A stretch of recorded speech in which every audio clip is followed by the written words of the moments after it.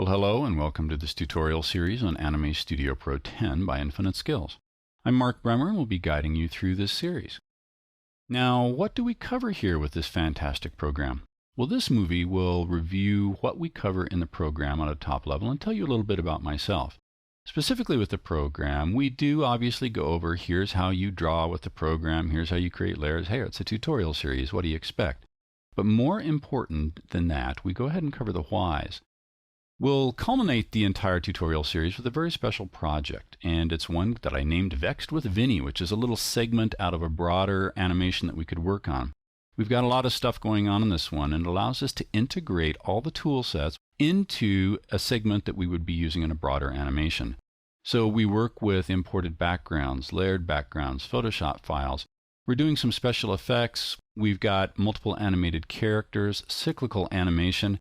Sounds really sophisticated, and we also bring in things like depth of field, camera moves through a scene to better tell a story. My interest is that when you're done with this series, you can go ahead and start successfully telling stories either professionally or just for fun on your own.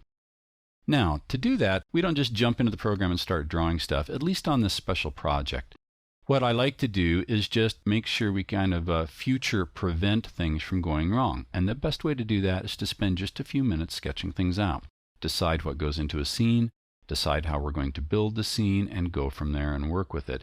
So we create a couple elements and work with it that way. We also work with something called a storyboard. If you're new to animation, this is just a quick thumbnail sketch to help you set in your mind where things are going to be on screen, how the camera is going to move through it, and how you can better tell your story. Really fast way to work. And then also, before we get into the character development, we do a little bit of style board work. Now, you don't have to be a great artist to do this. Anime fills in a bunch of holes in terms of experience that you might have in drawing. But doing some quick thumbnails like this helps you look at characters and decide, okay, I've got a character in 3/4 view. How do I build it so that I can not only use it this time, but reuse it later on and change things easily if I need to? I like to cover all that material because, well, it's simply real-world stuff. We go ahead and build out a character, and we do it as such so we can actually import him over and over into other animations that we may work on.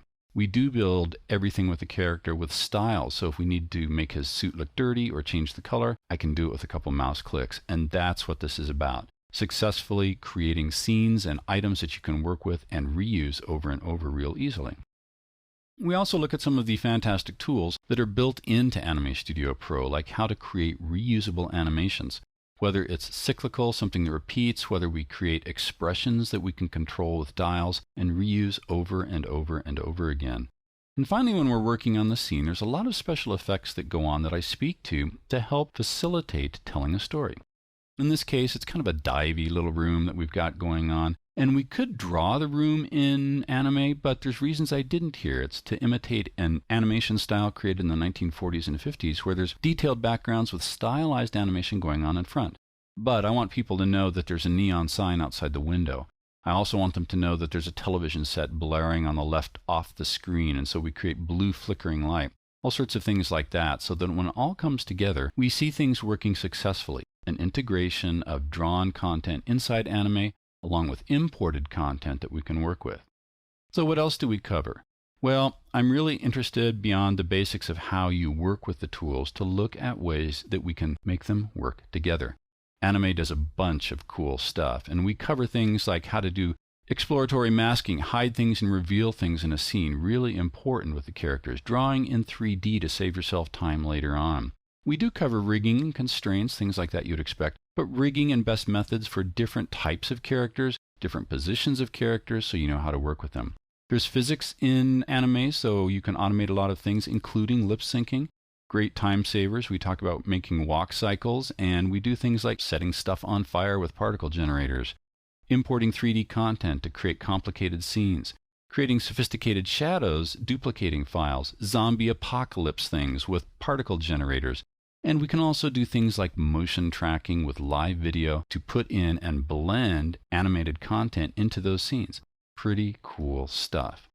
I myself, Mark Bremer, well, I've been doing this for some time. I continue to work in it professionally and love it, except for some of the deadlines. I'm engaged in many professional organizations, and you may have been reading my work if you subscribe to certain magazines. And I've worked with animation teams that work for clients like this. Maybe you've heard of a few. So there's really just a ton to cover. While I mentioned some of the highlights, we cover a lot more than that.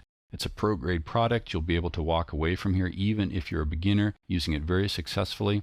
Just love working with Anime Studio Pro, and I think you will too.